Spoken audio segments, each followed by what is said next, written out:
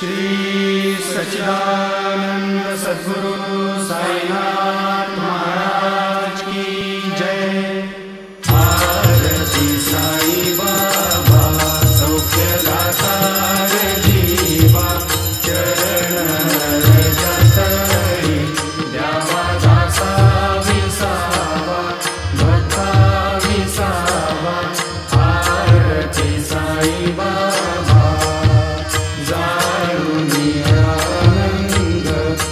स्वरूपी आहे जंग, मुमुक्ष जनादारी निज डोळा श्रीरंग, डोळा श्रीरंग। आरती साई बाबा जय मनी जैसा भाव, दया तैसा अनुभव।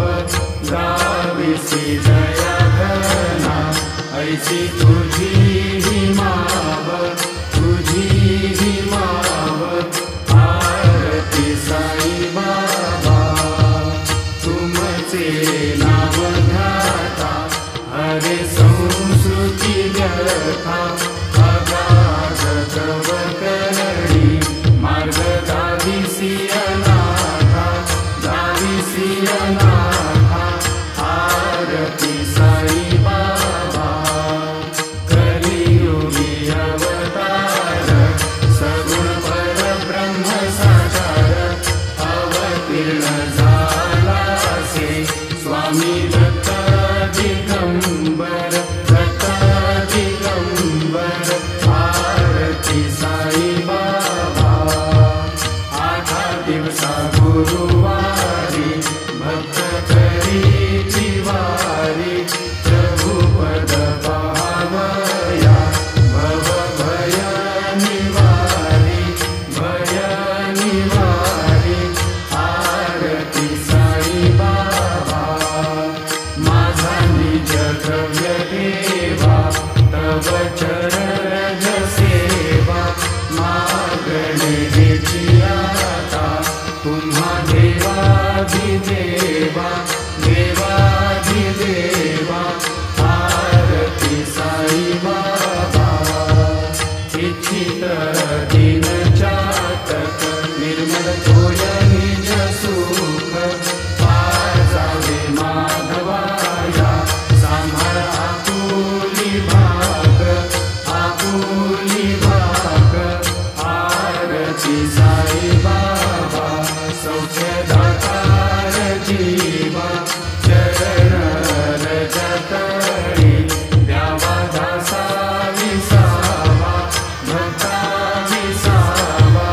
आरती साई बाबा शिर्डी माझे पंढरपूर, साई बाबा रमावर, बाबा रमावर, साई बाबा रमावर। शुद्ध भक्ती चंद्रभागा, भाव पुंडलिक जागा, पुंडलिक जागा, भाव पुंडलिक जागा। याहो याहो अवधेजन, करू बाबासी वंदन, साईसी वंदन, करू बाबासी वंदन। गणू म्हणे बाबा साई, भाव भाव माझे आई, भाव माझे आई, भाव भाव माझे आई। जाईल लोकांगण बंधीन चरण, डोळ्याने पाहिल रूप तुझे। प्रेमे आलिंगन आनंद पूजन, भावे उभारिल म्हणे नवा। त्वमेव माता पिता त्वमेव, त्वमेव बंधुश्च सखा त्वमेव। त्वमेव विद्या जगन् त्वमेव, त्वमेव सर्वं मम देव। कायेन वाचा मनसेन्द्रिये वा, बुद्ध्यात्मना वा प्रकृति स्वभाव। करोमि यद्यत् सकलं परस्मै नारायणाय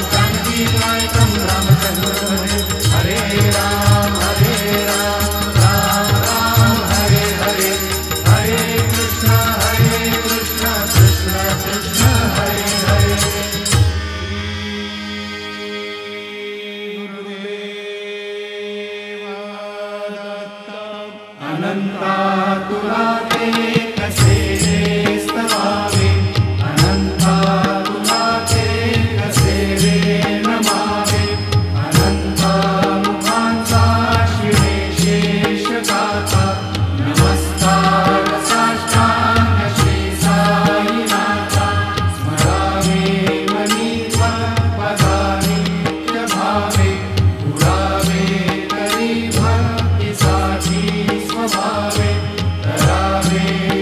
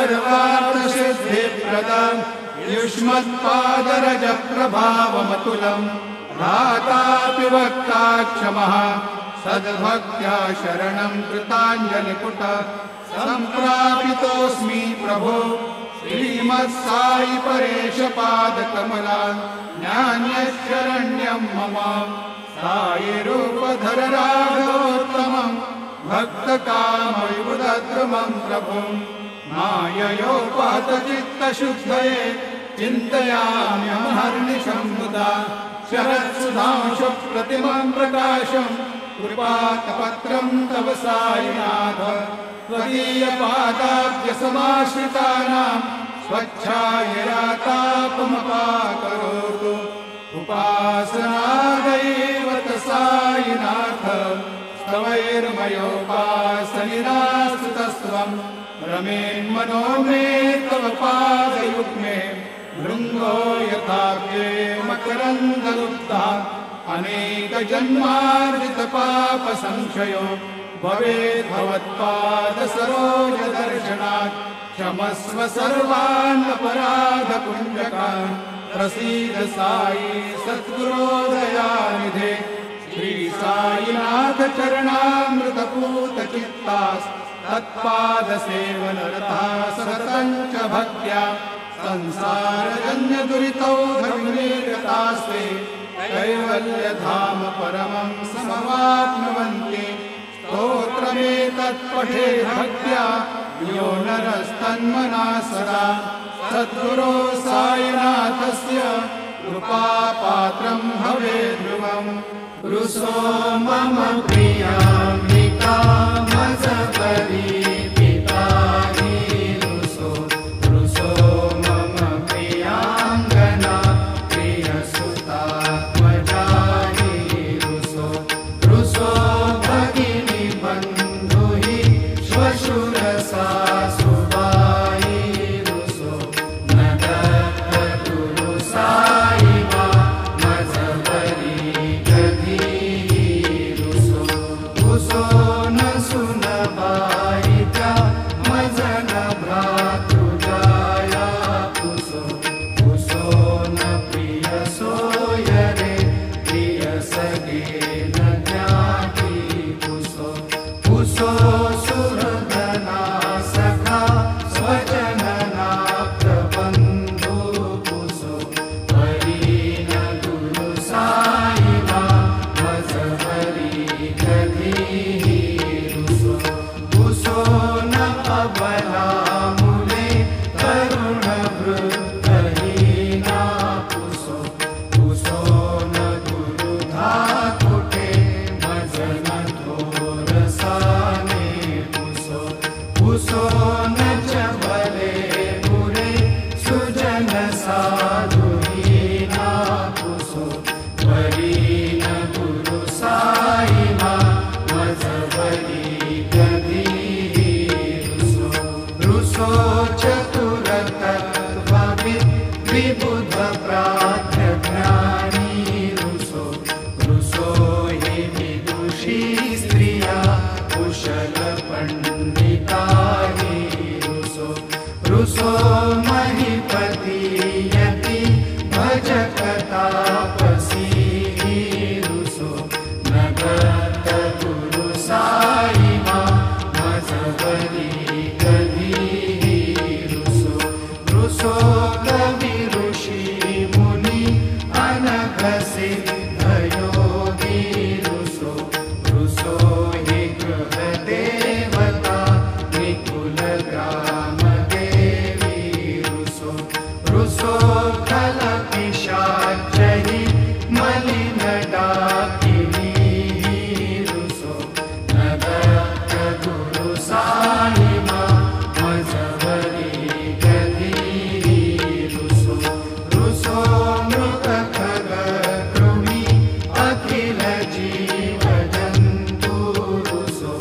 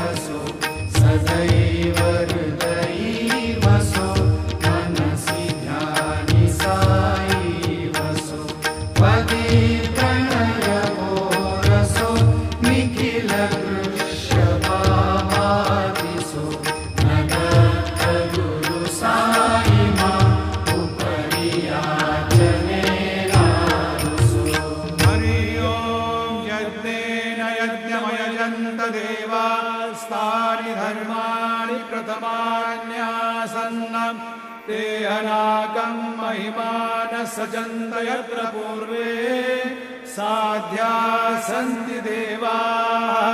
ॐ राजाधिराजाय प्रसय्यसाहिने नमो वयं वै श्रवणाय कुर्महे। समे कामान् कामकामाय मह्यं कामेश्वरो वै श्रवणो दधातु। कुबेराय वै श्रवणाय महाराजाय नमः। ॐ स्वस्ति साम्राज्यं भोज्यं स्वराज्यं वैराज्यं पारमेष्ठ्यं राज्यं महाराज्यमाधिपत्यमयं समन्तपर्याम् ईस्यात् सार्वभौमः सार्वायुषान्तादात् परार्धात् पृथिव्यै समुद्रपर्यन्ताय एकराळि तदप्येष श्लोको विहितो मरुतः परिवेष्टारो मरुतस्यापसङ्ग्रहे आवीक्षितस्य कामप्रेर्विश्वे देवाः सभासयति।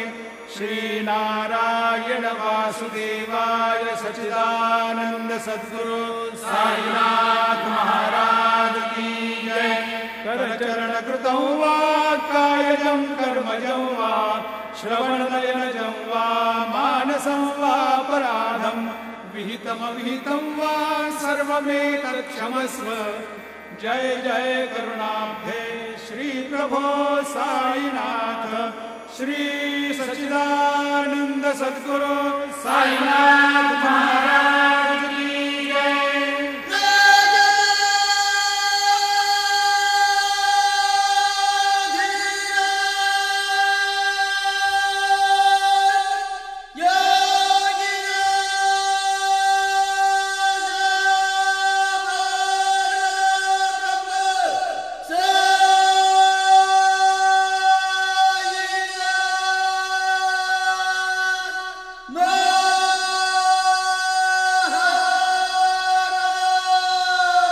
श्री सच्चिदानंद सद्गुरु साईनाथ महाराज की जय।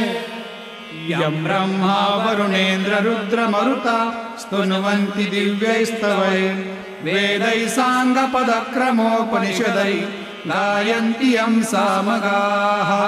ध्यानावस्थित तद्गतेन मनसा पश्यन्ति यं योगिनो यस्यान्तं न विदुःसुरासुरगणा देवाय तस्मै नमः। ज्या ज्या ठिकाणी मनताय माझे त्या त्या ठिकाणी रूप तुझे मीठे वितो मस्तक ज्या ठिकाणी हे ते तुझे सद्गुरु पाय दोणी। सद्गुरु साईनाथ देवताभ्यो नमः। पाद्य पूजनार्थे सकलोपचारार्थे गन्धाक्षतपुष्पैः सम्पूज्य अथ नैवेद्यं निवेदयामि।